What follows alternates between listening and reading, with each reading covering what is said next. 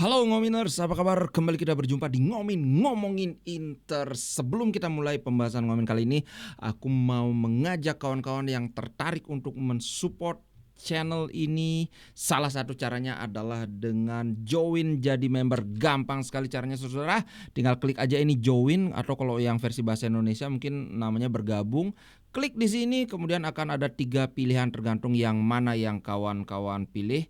Itu masing-masing ada perknya masing-masing, atau apa ya, ada benefitnya masing-masing. Alright, untuk saat ini aku akan jujur aja, sejak aku pindah ke sini agak kacau beliau, tapi konten-konten untuk membership mulai sekitar 2 minggu ini mulai aktif aku genjot lagi. So kalau kawan-kawan ingin mensupportku bisa dengan join member. Bukan hanya harus melalui ini ya, bukan hanya harus ke homepageku, tapi bisa juga dari video manapun. Itu di bawahnya itu pasti ada ini, join. Nah, tinggal diklik aja. Di video ini pun itu di bawah itu ada tombol joinnya. Oke, alright, langsung saja. Pertama, Paulo Condo. Ini sebenarnya sudah lusa ya, permainan Italia lawan Israel. Ada 3 pemain yang sangat dipuji-puji. Pertama tentu saja nih, siapa ini fotonya? Fotonya Di Marco ini. Di Marco bukan hanya Paulo Condo, banyak sekali yang memuji jurnalis-jurnalis, para pelatih, bahwa among best wide players, di salah satu di antara pemain-pemain sayap. Wide itu artinya lebar. Salah satu pemain sayap terbaik saat ini, khususnya di kiri. Memang di Inter performanya sangat memukau. Kemudian di Italia, kalau ngelihat ini, karena jarang kita lihat pemain yang nggak punya dribble yang mengesankan, tapi mainnya bagus banget. Taruhlah misalnya Theo Hernandez. Theo Hernandez kan memang ya dribblenya meliuk-liuk. Tapi Di Marco ini kan sebenarnya dari segi dribble dia biasa-biasa aja. Tapi itulah hebatnya, kejelian dia dalam membaca ruang, kadang-kadang nusuk ke tengah, mengambil posisi center forward. Di Marco, kita terus terang aja beruntung, karena aku ingat banget perjalanan Di Marco itu nggak mulus di Inter. Sempat dipinjamkan, sempat dijual kalau nggak salah ke Verona, terus dibeli buyback sama Inter atau diambil, aku agak lupa karena sudah lama kan. Kayaknya di buyback sama Inter kan. Sebelumnya dia sempat diplot sebagai center back, ingat nggak? Sebagai left center back, sebagai vice-nya Bastoni, karena waktu itu masih ada kita punya Perisic. Waduh, jelek dia mainnya waktu itu. Bukannya jelek, pas nyerang bagus, tapi pas bertahan, aduh, ingat aku lawan apa itu 3 tahun lalu, kalah sundul-sundulan melulu. Aduh. Tapi kemudian ketika Perisic pergi dari Inter, Di Marco didorong ke wingback, barulah dia benar-benar sedikit demi sedikit mentasbihkan dirinya sebagai, menurutku kalau kita lihat musim lalu, Di Marco was the best left back. Back kiri paling bagus di Serie A kemarin itu Di Marco. Kalau sebelumnya ya kayaknya mungkin lebih Theo ya, kalau kita lihat performa aja. Tapi kalau musim lalu, Di Marco. Nah, menariknya adalah begini. Yang dipuji bukan cuma Di Marco, tapi ada 2 center back lagi, yaitu Bastoni dan Calafiori. Aduh, gila, Bastoni. Aku jadi berpikir pas Calafiori itu sudah mau dibeli itu kan, sebenarnya Inter kan berminat, tapi ketika harganya melambung jadi 40-an juta, aku sudah nggak mungkin Inter bisa ngambil. Ya beneran lah, Arsenal yang ngambil kan. Aduh, sekarang di Arsenal, dulu ada yang meragukan, wah pemain Itali di Liga Inggris jelek. Padahal dulu ada Zola bagus, kemudian siapa, Di Canio juga lumayan bagus kan. Dan ternyata sekarang sudah Calafiori keren banget di Arsenal, di timnas juga. Coba kalau kita punya, bayangkan Bastoni, Calafiori, Pavard, betapa ngerinya pertahanan kita kan. Cuman ya waktu itu mungkin Inter masih mikir ya Cherby masih bisa, baru juga 85 tahun kan, masih bisa lagi sekitar 11 tahun lagi digenjot mungkin gitu kira-kira. Oke, it's just a joke. Alright, itulah kalau Bastoni kayaknya kemarin atau lusa udah aku bahas, jadi aku nggak akan bahas lagi. Oh ya, di Suara Member aku bahas Bastoni panjang lebar mendetail gimana aku bahas Bastoni itu adalah nyawa baru Inter di musim ini. Kenapa nyawa baru, bukannya udah dari lama jadi andalan? Ada alasannya. Kalau pingin ya nonton konten member only. Sambil promote dikit boleh lah. Oke, berikutnya adalah ini ada komentar yang sangat ya bikin berbunga-bunga lah, pantatnya berkebiah-kebiah gitu. Lionel Messi, ini ditulis Ionel Messi. Mendukung Inter Milan atau bintang Inter Milan dan Argentina atau superstar, ini bukan sekedar bintang ya, bintang super.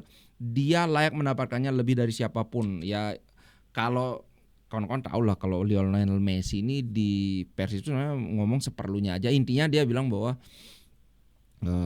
musim lalu Lautaro itu mencetak gol yang sangat banyak di Argentina, mencetak gol penting, jadi top scorer, mencetak gol juga di final. Dia lebih layak menjadi pemenang Ballon d'Or daripada siapapun, lebih layak dari siapapun. Nah, kalau menurutku begini, sekarang ada dua saingan terberat untuk Lautaro, yaitu Rodri dan si Vinicius. Kalau Jude Bellingham menurutku ya walaupun dia dapat Liga Champion tapi kayaknya belum sih, belum. Maksudku adalah begini, kita ngelihat dari impact dia terhadap tim. Kalau di Inter jelas Lautaro musim lalu tidak tergantikan. Kalau sekarang ya kan beda. Tapi Ballon d'Or edisi sekarang itu kan ngambilnya adalah performanya di musim lalu, di tahun lalu kan gitu. So menurutku bagi Inter dia tidak tergantikan, sedangkan Jude Bellingham, Real Madrid berkali-kali main tanpa Jude Bellingham fine-fine aja toh. Ya namanya juga mereka memang bertabur bintang kan. Untuk Inggris, apalagi di Inggris Jude Bellingham malah cenderung nggak terlalu bagus. Inggris kan mencapai final tapi mainnya ya yang nonton Euro tahu sendiri lah gimana Inggris mainnya. Sedangkan di Argentina Lautaro Martinez sudah jelas top scorer, mencetak gol penentu berkali-kali juga. So di dalam hal ini mungkin kalau dibandingkan Jude Bellingham aku lebih pilih Lautaro. Nah yang kedua kalau Rodri, jelas kita nggak bisa kalau lihat Rodri itu kita nggak bisa bandingkan golnya karena dia kan gelandang bertahan. Tapi kalau kita melihat impactnya untuk tim, terus terang Rodri sangat impactful di Manchester City. Salah satu pemain terpenting Pep Guardiola, di Spanyol juga dia juara Euro.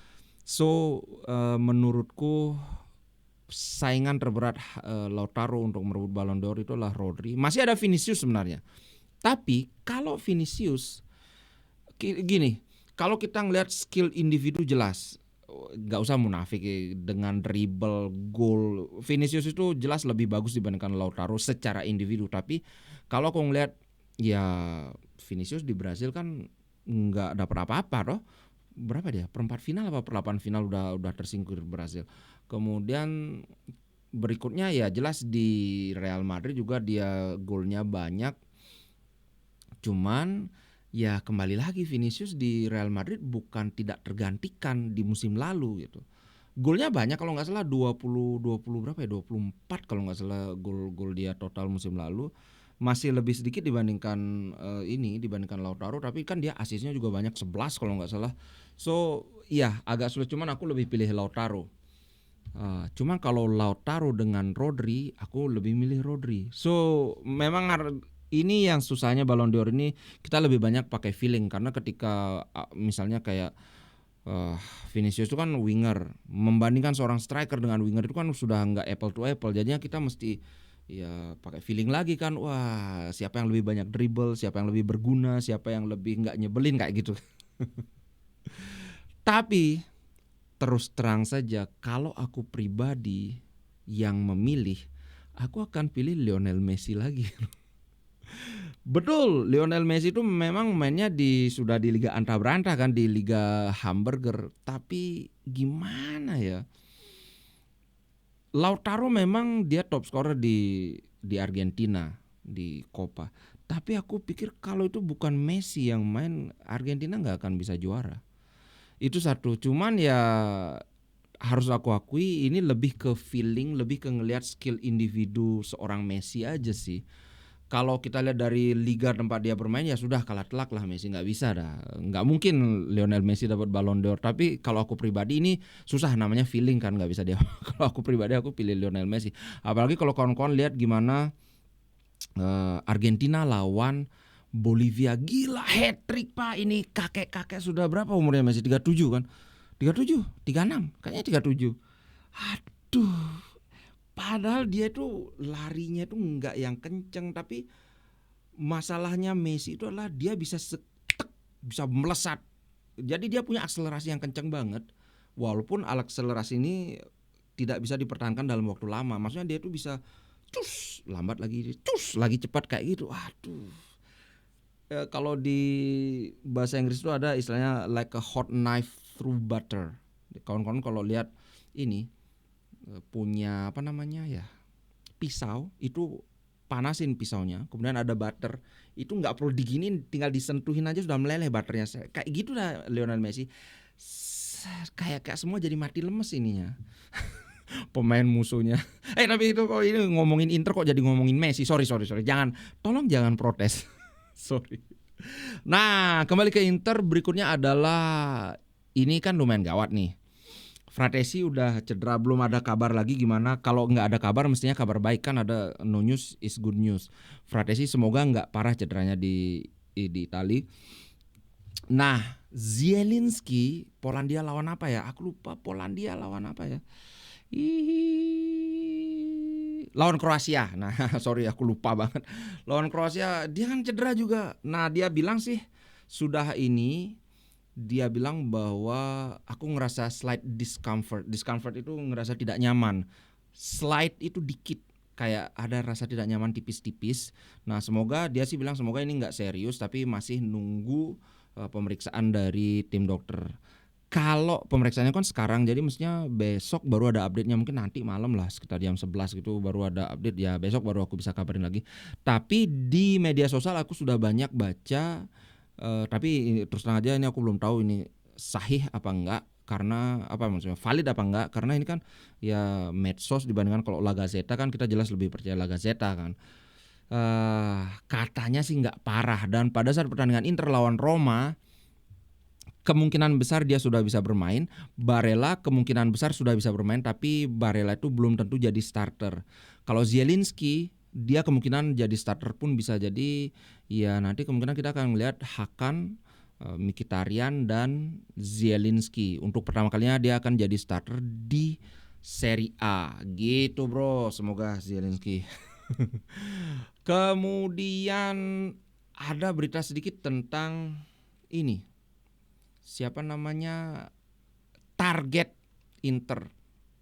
Kemarin kan 3 hari ini aku berita tentang Jonathan Tah terus. Sekarang Juventus ikut-ikutan. Sebelumnya ada aku beritakan 2 hari yang lalu bahwa Inter mulai serius.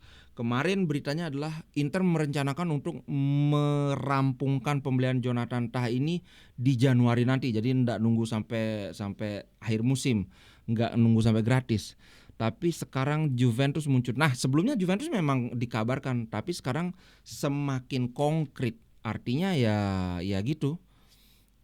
Bukan sekedar tertarik aja. Karena begini, kawan-kawan kalau ngikutin Juventus itu sekarang kan Bremer cedera sampai musim selesai udah dipastikan nggak bisa main lagi.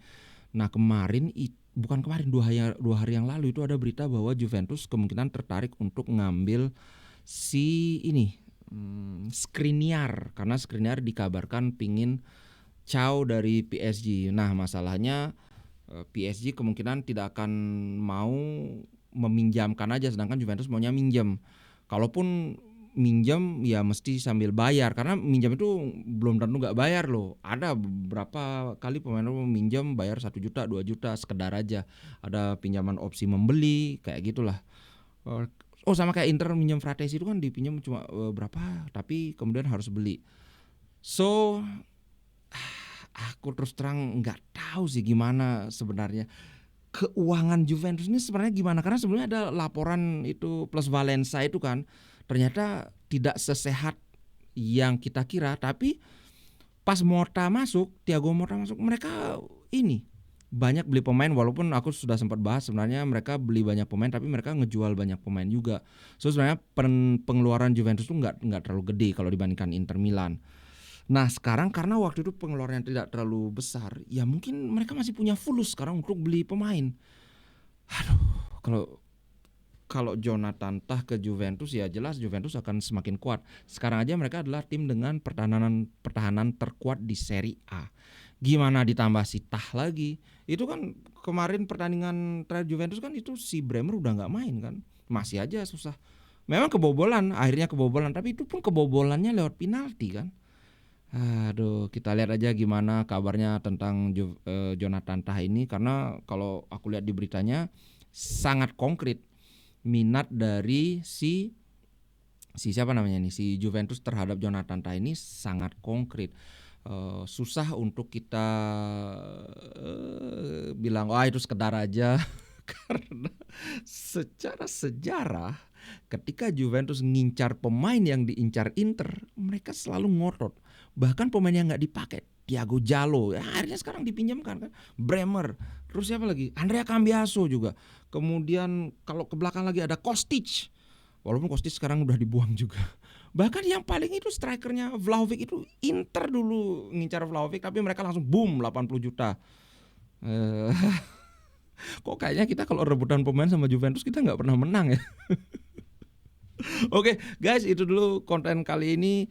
Semoga bisa memuaskan dahaga kawan-kawan tentang perkontenan seputar Inter Milan. Jangan lupa kalau kawan-kawan ingin mensupport, kawan-kawan ingin kalau kawan-kawan suka dengan channel ini, jangan lupa subscribe kalau belum subscribe. Karena kedepannya untuk ini aku mau lebih ketat lagi. Aku baru ngelihat di channelnya Coach Justin itu, aku baru lihat ininya kan. Pas kemarin pertandingan lawan Cina itu mau komentar nggak bisa, harus subscribe. Udah aku subscribe, ternyata minimal 5 hari baru bisa komentar. Wah gila, ya udah aku subscribe aja. Kalau kawan-kawan aku juga mau terapkan itu. Minimal 5 hari subscribe baru bisa komentar di ini, baru bisa komentar di live reaction kuda. Kok jadi maruk. Oke, itu dulu untuk konten kali ini, sampai jumpa di konten ngomin berikutnya. Ciao.